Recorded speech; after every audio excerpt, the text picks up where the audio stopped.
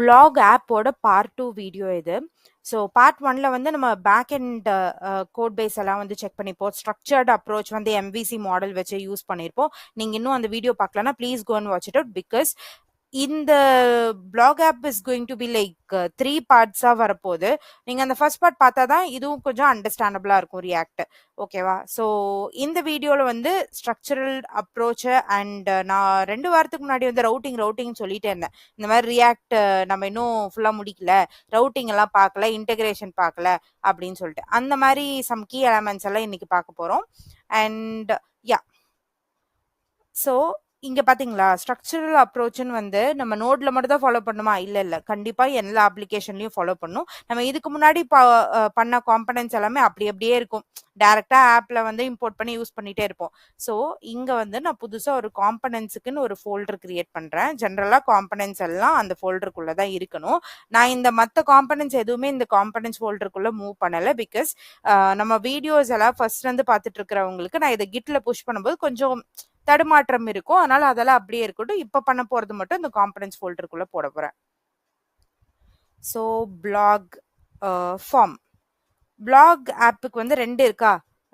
Black form ஒன்று இருக்கு, black list இருக்கு. அது 2க்கு தானே நம்ம என் பாயிண்ட்ஸ் எழுதியிருக்கோம். ஸோ அந்த 2யும் வந்து நான் செப்பரேட் காம்பனன்ட்ஸா வச்சு ரவுட் பண்ண போறேன். ஓகே, ஸோ எப்பவுமே ஒவ்வொரு வீடியோலையும் ஏதோ ஒரு சின்ன புது விஷயத்தாவது நம்ம லேர்ன் பண்ணிட்டு வரோம். ஸோ இன்னைக்கு வந்து ரியாக்ட்ல வந்துட்டு என்ன வந்து எக்ஸ்ட்ராவா லேர்ன் பண்ணலாம் அப்படின்னா use reference hook. So use ref அப்படி சொல்லுவோம். ஓகே, இந்த ஹூக்குக்கும் யூஸ் ஸ்டேட்டுக்கும் என்ன வித்தியாசம்னு கேட்டா பெரிய வித்தியாசம் கிடையாது. பட் ஒரே ஒரு மைன்யூட் டிஃபரன்ஸ் இருக்கு. ரெண்டுமே ஸ்டேட் மேனேஜ் பண்றதுக்கு, அதாவது வேல்யூஸை வந்து ஸ்டோர் பண்றதுக்கு தான் நம்ம யூஸ் பண்ணிட்டு இருக்கோம். Let me show you this. Yeah. So key differences என்ன அப்படின்னா யூஸ் ஸ்டேட் வந்து அந்த ஸ்டேட் வேல்யூ வந்து ஸ்டோர் ஆகும்போது எல்லாமே வந்து ரீரெண்டர் ஆகும், காம்பனண்ட்டே ரீரெண்டர் ஆகும். ஆனா யூஸ் ரெஃபரன்ஸ்ல வந்துட்டு ரீரெண்டரை வந்து ட்ரிகர் பண்ணாது. அதுக்காக தான் யூஸ் ரெஃபரன்ஸ் யூஸ் பண்றோம். ஸோ இது எங்கெல்லாம் யூஸ் பண்ணலாம் அப்படின்னா நீங்க வந்து யூஐ அப்டேட், அதாவது ஒரு ஃபார்ம் சப்மிஷன் எல்லாம் இருக்கு இல்லையா? ஃபார்ம்ல வெறும் இன்புட் பாக்ஸ் இருக்கு, ஒரு 10 இன்புட் பாக்ஸ் இருக்கு ஃபார்ம்ல. நீங்க ஒவ்வொரு இன்புட் பாக்ஸையும் வந்து ஸ்டேட்ல ஸ்டோர் பண்ணிருக்கப்போ ஒவ்வொரு டைம் இன்புட் கொடுக்கும்போது அது ரீரெண்டர் ஆயிட்டே இருக்கும். பட் யூஸ் ரெஃபரன்ஸ் யூஸ் பண்ணீங்கன்னா அன்னெசரி ரீரெண்டர்ஸை வந்து குறைக்க முடியும். அண்ட் இது வந்து ஒரு டெம்பரவரியா ஸ்டோர் பண்ணும் அப்படின்னா மட்டும்தான் நீங்க இது யூஸ் ரெஃபரன்ஸ் யூஸ் பண்ணும். மற்றபடி வந்து யூஸ் ஸ்டேட்டை நீங்க யூஸ் பண்ணிக்கலாம். ஸோ இந்த ஒரு எஃபிஷியன்டான ஹுக்காக தான் வந்துட்டு நம்ம யூஸ் ரெஃபரன்ஸ் யூஸ் பண்றோம். அதாவது ரீரெண்டரை தடுக்கும், அவ்வளவுதான். அது வந்து பெர்ஃபார்மன்ஸ் இஷ்யூஸ்ல வந்துட்டு நமக்கு ரொம்பவே ஹெல்ப் பண்ணும். Because think of something like ஒரு பெரிய என்டர்பிரைஸ் அப்ளிகேஷன், ஒரு ஃபார்ம்ல 25 இன்புட் இருக்கு. ஒவ்வொரு இன்புட்டுக்கும் நீங்க யூஸ் ஸ்டேட்ல வந்து கொடுத்துட்டு இருந்தீங்கன்னு வச்சுக்கோங்க, ஒவ்வொரு டைம் ரீரெண்டர் ஆகும்போது பெர்ஃபார்மன்ஸ் ஆப்டிமைசேஷன் வந்து ரொம்பவே அதிகமா இருக்கும். அதனால வந்து நம்ம யூஸ் ரெஃபரன்ஸ் யூஸ் பண்ணா அது கொஞ்சம் குறைக்கலாம். Okay, so blog form component create பண்ணலாம். கான்ஸ்ட் காம்பனன்ட்டோட பேரு பிளாக் ஃபார்ம். ஓகே, பிஃபோர் மறக்கறதுக்குள்ள இங்க வந்து இம்போர்ட் பண்ணிடலாம். Yeah, blog form. Okay, so use reference use பண்ணுவா. இப்போ நான் இம்போர்ட் பண்ணுறேன். இம்போர்ட் ரியாக்டர், அதில் வந்து யூஸ் ரெஃபரன்ஸ் அண்ட் இங்கே யூஸ் ஸ்டேட்டும் வேணும், அதுக்காக வந்து இதை எடுத்துக்கிறேன். ஓகே, ஸோ இதை ஆட் பண்ணியாச்சு. இப்போ வந்து ஸ்டேட் மேனேஜ்மெண்ட் பண்ணிடலாம். அதாவது கான்ஸ்ட் எனக்கு வந்து நான் யூஸ் ரெஃபரன்ஸ் யூஸ் பண்ணுறதுனால வந்து இந்த செட்டர் ஃபங்க்ஷன்ஸ் எல்லாம் யூஸ் பண்ண தேவையில்லை. ஸோ லைக் டைட்டில், நீங்கள் வந்து லாஸ்ட் வீடியோ பார்த்துருந்தீங்கன்னா நமக்கு 2 இன்புட் இருக்கும், டைட்டில் ஒன்று இருக்கும், கண்டென்ட் இருக்கும். ஸோ அந்த title reference which is equal to use reference use பண்ணிட்டு இது எம்டியாக விட்டுடலாம். சேம் வே இது வந்து கண்டென்ட் ரெஃபரன்ஸ், இது வந்து யூஸ் ரெஃபரன்ஸில் வந்துட்டு நான் யூஸ் பண்ணுறேன் இந்த ஹூக்கு. அடுத்து நம்ம வந்து இதில் என் பாயிண்ட்ஸ் எல்லாம் வரும் இல்லையா? ஸோ சக்ஸஸ் ஸ்டேட் எல்லாம் இருக்கும்ல, அதனால சக்ஸஸ் செட் சக்ஸஸ். ஸோ இது வந்து நான் யூஸ் ஸ்டேட்டில் வச்சுக்கிறேன். ஓகேவா? இது இப்போதைக்கு ஃபர்ஸ்ட் எம்டியாக இருக்கட்டும். ஓகே, முடிஞ்சிச்சு. இப்போ வந்து நான் டைரக்டா அந்த கோர் லாஜிக் எழுதாம நான் என்ன பண்ண போறேன்னா ரிட்டர்ன், அதாவது யூஐ எப்படி விசிபிள் ஆகும் அப்படின்னு வந்து பார்க்கலாம். ஸோ எனக்கு வந்து என்ன வேணும்னா ஃபார்ம் வேணும். ரிட்டர்னில் ஃபார்ம் வந்துருச்சு. ஃபார்மில் வந்து ஒரு டிவ்வுக்குள்ளே என்ன பண்ண போகிறோன்னா, ஃபார்மில் வந்து ஃபஸ்ட்டு லேபிள் என்ன, டைட்டில் தான் வேணும். கரெக்டாக? ஸோ டைட்டில் இதில் வந்துட்டு வெயிட், இதில் வந்து என்ன சொல்ல போகிறோன்னா டைட்டில். இந்த டைட்டில், இந்த இன்புட் வந்து எப்படி இருக்கணும் அப்படின்னு சொல்லணும் இல்லையா? இன்புட் டைப் வந்து டெக்ஸ்ட்டு, இன்புட் டைப் வந்து டெக்ஸ்ட்டாக வச்சுட்டு இதோட ரெஃபரன்ஸ் என்ன ரெஃபரன்ஸ்னா, நம்ம இப்போ டைட்டில் ரெஃபரன்ஸ் கொடுத்தோம் இல்லையா, அது யூஸ் பண்ணணும். சேம் வே இதே மாதிரி இன்னொரு டிவ் எலிமெண்ட் வந்து யூஸ் பண்ண போகிறோம். எதுக்குன்னா கண்டென்ட்டுக்கு. இது வந்து கண்டென்ட். ஆனால் இங்கே இன்புட் பாக்ஸாக யூஸ் பண்ண முடியாது. ஏன்னா வந்து நீங்கள் பழைய வீடியோவில் பார்த்தீங்களா, நம்ம ஒரு லாங் டிஸ்கிரிப்ஷன் தர மாதிரி தான் கண்டென்ட் இருக்கு. அப்போ இன்புட் டைப்புக்கு பதிலாக டெக்ஸ்ட் ஏரியா யூஸ் பண்ணலாம். அப்போ தானே பெரிய பாக்ஸாக இருக்கும், நிறைய இன்ஃபர்மேஷன் தரக்கு யூஸ் ஆகும். ஸோ டெக்ஸ்ட் ஏரியா, அதோட ரெஃபரன்ஸ் வந்து கண்டென்ட் ரெஃபரன்ஸ். ஓகேவா? யா, ஓகே. ஸோ டெக்ஸ்ட் ஏரியா போட்டாச்சு, 2 டிவ் எலிமெண்ட். ஸோ 2 அதாவது இன்புட் பாக்ஸில் வந்து இன்புட் வந்துருச்சு. அடுத்து என்ன பண்ணுவோம்னா வந்து பட்டன் வேணும் இல்லையா? பட்டன், அதோட டைப் வந்து சப்மிட். அது வந்து நான் என்னன்னு சொல்ல போகிறேன்னா கிரியேட் பிளாக் போஸ்ட் அப்படி சொல்ல போகிறேன் அந்த பட்டனை. ஓகேவா? இப்போது சக்ஸஸ் ஆச்சுன்னு வச்சுக்கோங்க, எனக்கு அங்கே மெசேஜ் டிஸ்பிளே ஆகணும். அதனால பட்டனுக்கு மேலேயே டிஸ்பிளே பண்ணுற மாதிரி நான் சொல்ல போகிறேன். அதில் வந்து சக்ஸஸ்னு ஒன்று வச்சுருக்கோமா ஸ்டேட்டு. ஸோ சக்ஸஸ் அது வந்து ட்ரூவாக இருக்குது, அதாவது வேல்யூ வந்துருச்சு அப்படின்னா ஒரு பேராகிராஃப் டேகு, அந்த பேராகிராஃப் டேகுக்கு நான் ஸ்டைல் கொடுக்குறேன். ஏன்னா சக்ஸஸ் மெசேஜ்க்காக அந்த மெசேஜ் வந்து க்ரீன் கலரில் இருக்கணும். அண்ட் அந்த பேராகிராஃப் டேக்ல வந்து என்ன கொடுக்கணும்னா சக்ஸஸ் ஓட அந்த ஸ்டேட் அதில் என்ன இருக்கோ அது வந்து வந்துடணும் அப்படின்னு வந்து சொல்லிட்டேன். இப்போ வந்து நம்ம என்ன பண்ணியிருக்கோம்னா பிளாக் ஃபார்முக்கு லைக் இன்புட் எல்லாம் கொடுத்துருக்கோம், அதில் இன்ஃபர்மேஷன் எல்லாம் ஆட் பண்ணியாச்சு. அதாவது 2 லேபிள், டைட்டில் கண்டென்ட்டு, அதில் இன்புட்டை ஒன்று டெக்ஸ்ட் ஏரியா ஒன்று கொடுத்துட்டு வேல்யூஸ் வந்து சப்மிட் கொடுத்துரும்.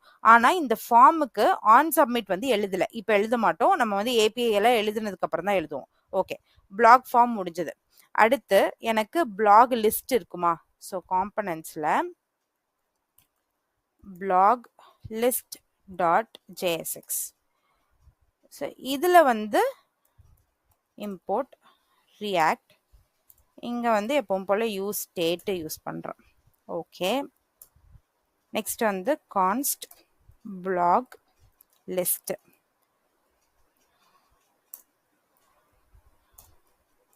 ஓகே, ஸோ இதை வந்து எக்ஸ்போர்ட் பண்ணிடலாம், இல்லை மறந்துடும். Export default blog list. Wait, okay.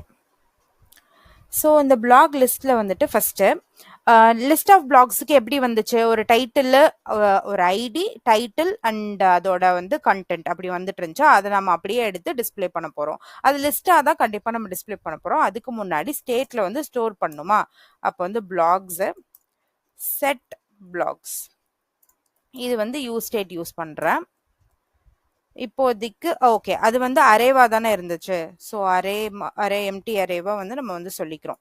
அடுத்து கான்ஸ்ட், ஒருவேளை ஏபிஐலேருந்து எரர் வந்துச்சுன்னா அதை ஹேண்டில் பண்ணுறதுக்கு எரர் யூஸ் ஸ்டேட்டில் இது வந்து எம்டி வேல்யூஸாக வந்து இருக்கட்டும் அப்படின்னு வந்து வச்சாச்சு. Okay fine. இப்போ இங்கேயும் ரிட்டன் எழுதிடலாமா? ரிட்டன் எனக்கு எப்படி இருக்கணும்னா ஃபஸ்ட்டு வந்து ஒரு டிவ், அதில் வந்துட்டு ஒரு h2 டேக் வச்சுக்கலாம், பிளாக்ஸ் லிஸ்ட் அப்படின்னு வச்சுக்கலாம். ஸோ இது கண்டிப்பாக வந்து லிஸ்ட்டாக தானே இருக்க போகுது. இது வந்து என்னென்னா அன்ஆர்டர்ட் லிஸ்ட்டு. அன்ஆர்டர்ட் லிஸ்ட்டு ஜென்ரலாக நம்ம எழுதும்போது என்ன பண்ணுவோம், மேப் பண்ணி எடுப்போமா. ஸோ பிளாக்ஸுங்கிறது வந்து ஒரு அரே, அதை வந்து மேப் பண்ணி அந்த மேப்பில் வந்துட்டு நான் என்ன பண்ண போகிறேன்னா பிளாக்னு வச்சுக்க போகிறேன். ஸோ மேபி இதை நான் எப்படி கூட எழுதிக்கலாம். இந்த பிளாக்ல வந்து என்ன பண்ண போகிறோம் அப்படின்னா ஒவ்வொரு கீயை எடுக்க போகிறோம். ஸோ லிஸ்ட்டில் வந்துட்டு ஒரு கீ, அது வந்து ஜென்ரலா நம்ம என்ன பண்ணுவோம், பிளாகோட ஐடி, அதாவது அந்த லிஸ்ட்ல இருக்கிற அந்த அரேல இருக்க ஐடியை தான் யூஸ் பண்ணுவோம். இங்கேயும் அதுதான் யூஸ் பண்றோம். இது எதுக்கு அப்படின்னா, இதுக்கு முன்னாடி நம்ம நிறைய இது மாதிரி செக் பண்ணியிருப்போம். அதுல இருக்கிறது தான் இதுவும். ஸோ இப்போ வந்து h3 h3ல வந்து நான் என்ன சொல்ல போறேன்னா, பிளாகோட டைட்டில் சொல்லு, அதாவது ஃபர்ஸ்ட் இருக்கிறது பிளாகோட டைட்டில். அடுத்து வந்து பேராகிராஃப் டேக். இந்த பேராகிராஃப் டேக்ல வந்து நான் என்ன சொல்ல போறேன்னா, பிளாகோட கண்டென்ட்டை டிஸ்பிளே பண்ணு அப்படின்னு சொல்றேன். ஓகே, ஸோ இது வந்து போட்டாச்சு. லிஸ்ட்டு, இதுக்கப்புறம் வந்து ஏதோ பேரந்தீசிஸ் மிஸ் ஆகுது, அதுதான் இந்த இஷ்யூ வருது.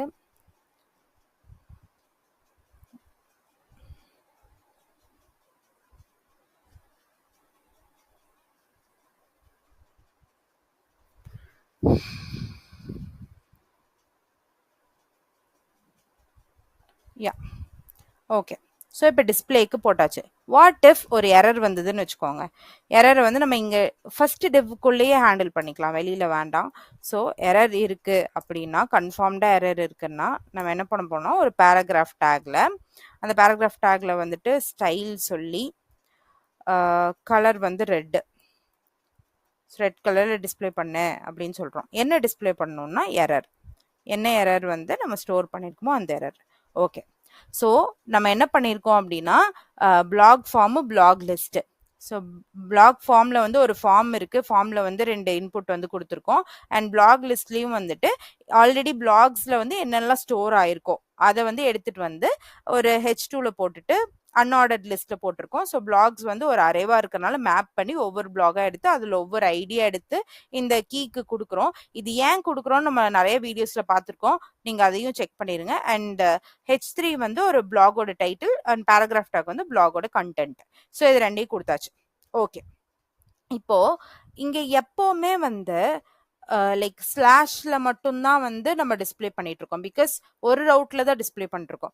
வாட் இஃப் எனக்கு வந்து இங்க கிரியேட் பிளாக் அப்படின்னால ரவுட் இருக்குன்னா அது என்ன ஆகும் அப்படின்னால நம்ம இன்னும் செக் பண்ணல இல்லையா, கரெக்டா?